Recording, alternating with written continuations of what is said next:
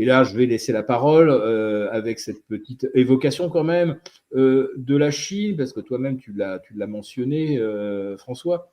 La Chine est au bord de la récession. Hein. Les chiffres officiels, évidemment, ce ne sont que des constructions complètement artificielles.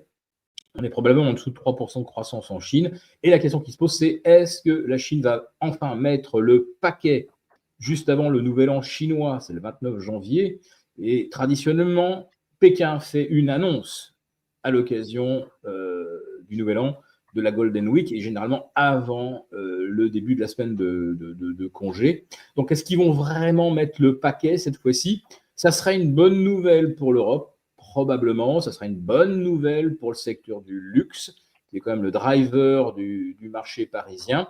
Mais si la Chine ne fait rien ou le fait à moitié, eh bien, le 20 janvier, c'est-à-dire juste une semaine avant, on aura eu l'investiture de Donald Trump.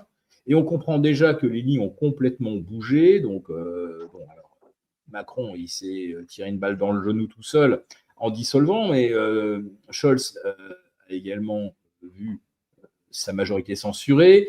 Keir Starmer au Royaume-Uni est très, très mal. Je rappelle que le rendement des guilds britanniques, hein, l'équivalent de nos OAT, a franchi la barre des 4,70 pour la première fois depuis novembre 1998.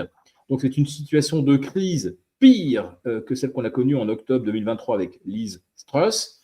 Justin Trudeau vient de démissionner. On voit quand même qu'avant même l'investiture de Donald Trump, les lignes bougent et c'est un véritable tsunami qui emporte en fait tous les, ce que j'appellerais moi les padawans du WEF et de l'État profond américain.